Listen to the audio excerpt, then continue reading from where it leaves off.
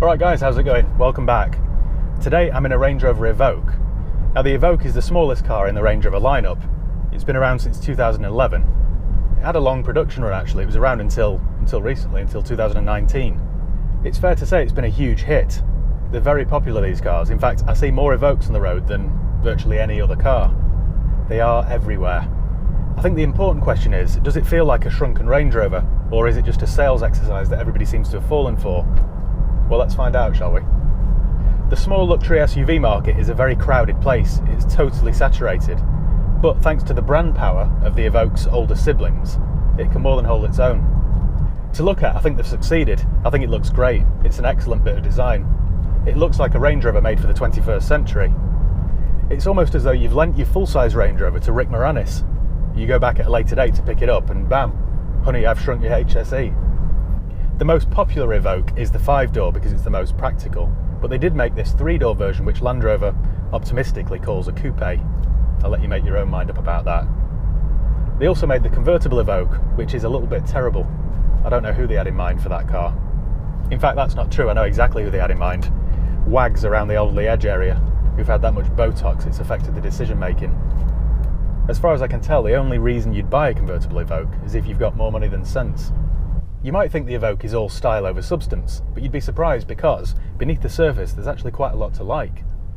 They're also excellent off-road thanks to its very clever terrain response system. I mean, surprisingly, even the two-wheel drive Evoques are very capable. Not that any Evoques are bought with the intention of taking them off-road, but it's nice to know you can. Land Rover have thrown a lot of time and money making sure that the Evoque can get out of a quagmire. Does it feel like a proper Range Rover? That's a good question.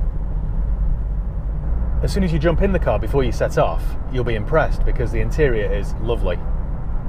The fit and finish of everything is surprisingly good. There's no squeaks or creaks, there's no cheap plastics, everything feels very nice. You've got nice stitched leather, nice brushed aluminium there, you've got a leather dash, the steering wheel feels lovely. The layout of everything is perfect. So initially you'll be thinking, wow, yeah, it does feel like a proper Range Rover. But then you'll fire up the 2.2 litre diesel engine, which does sound a little bit agricultural, and then you set off, and after 10 minutes of driving you'll have a slightly different opinion. I'm not saying that it drives bad or anything, but it doesn't feel like a Range Rover. If you were to blindfold me and put me behind the wheel of this thing, apart from that being very dangerous, I would guess that I was in a Freelander, because it does feel like a very high-spec Freelander. Which is no bad thing, because the Freelander's a very good car, but it just doesn't have the wafting ride of a full-size Range Rover. You see bigger Range Rovers like the Sport and the Vogue have air suspension, which completely irons out any bumps or ripples in the road.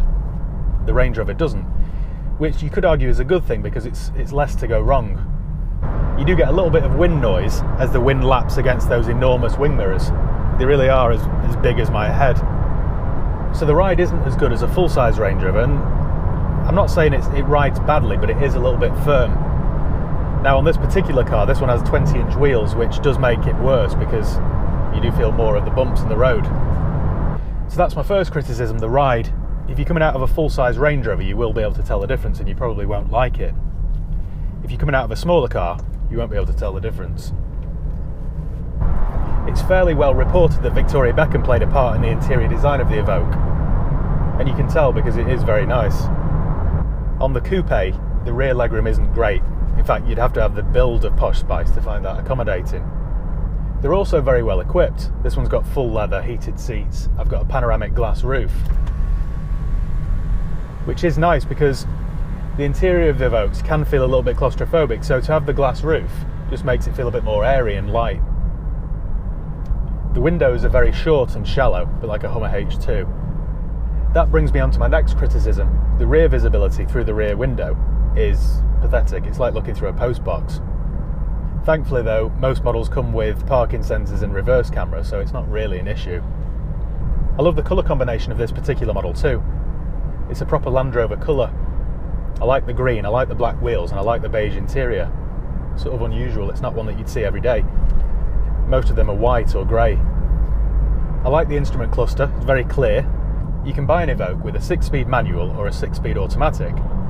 The auto gets the same rotary gear knob that you get in a Jag XF, which I've said before isn't the most intuitive thing to use, but once you get used to it, it's perfectly fine.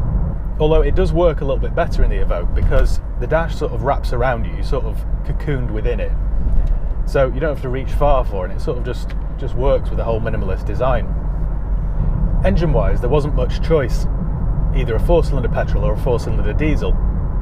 The diesels had 2 levels of tune, either 150 horsepower TD4 or a 180 horsepower SD4, which is the one I'm in today. I've driven the TD4 in lots of Freelanders, and that does a perfectly good job. The SD4 is a little bit better because you get extra horsepower, and who doesn't want that? They later replaced the 2.2 litre diesel with a 2 litre Ingenium engine. Compared with the bigger, heavier Range Rovers, the Evoque's very economical. You'll average 28 or 29 miles per gallon around town, and 37 or 38 on a motorway run. I've heard people complain that the Evoque's a little bit thirsty, but that's only when compared to an Audi Q3 or something like that. If you compare it to the rest of the Range Rover lineup, they're very economical. The petrol engine that was available in the Evoques was a 240 horsepower turbocharged 4-cylinder, and I've never driven it, but the numbers suggest that it's quite impressive. What did always surprise me with the Evoque was that Land Rover never shoehorned a V6 under the bonnet to make sort of a performance version or an SVR version of the Evoque, because I think that would have sold well. I think they missed a trick there. As I mentioned earlier, the ride is a little bit harsh, but it's still very good to drive. Because it's not as big or floaty as its bigger brothers, it means that on twisty country roads, it can be quite good fun to drive. There's almost no body roll. It handles more like a large hatchback than an SUV, which is a good thing. The steering is well weighted, it's not completely numb. You do have to drive it avoiding potholes, whereas in a full-size Vogue you can pretty much run over anything and barely feel it. It's also quick enough for the average person too. It reminds me a little bit of the 520 diesel I reviewed recently. The performance won't blow you away or anything, so don't expect too much from it, but it's perfectly adequate for the average person. It's got plenty of get up and go. It just feels planted. It feels wide and squat. Confusingly, there are a lot of models to choose from. Pure, dynamic, HSE, prestige, luxe. It does get a little bit confusing. But even the most basic models come with all the essentials that you'd need. They're also very safe. It scored a maximum of 5 out of 5 stars on its Euro NCAP safety rating. You also get a whole host of electronic trickery to make sure you and your family are safe. The boot is also quite a good size for a small SUV. So on to pricing. Most cars, especially Range Rovers and luxury cars, depreciate heavily.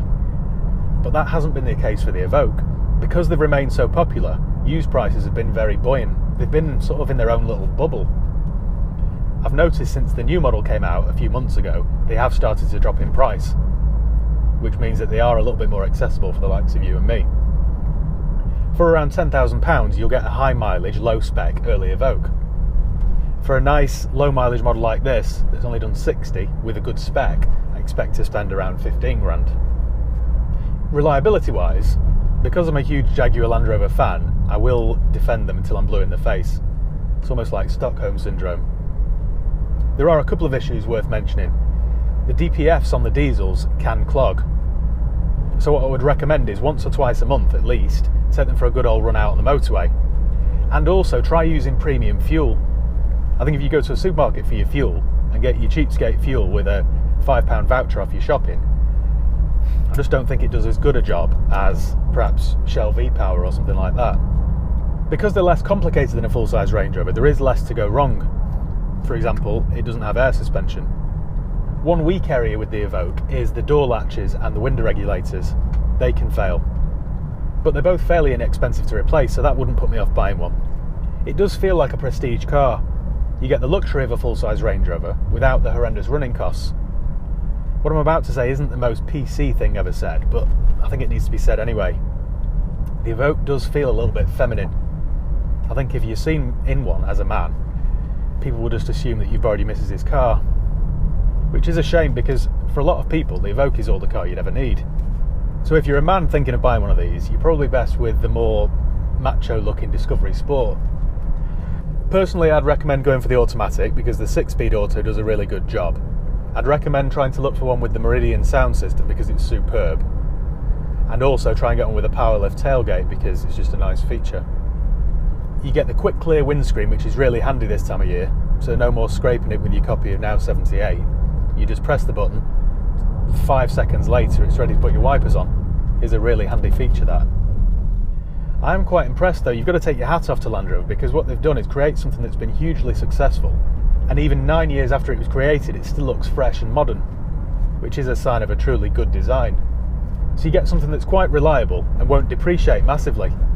All that from something with a Range Rover badge. Who'd have thought it? So thanks once again for watching. Make sure you give the video a thumbs up if you enjoyed it. Make sure you subscribe if you haven't done already. If you've got any questions or comments, leave them below and I'll do my best to get back to you. Cheers guys. See you next time.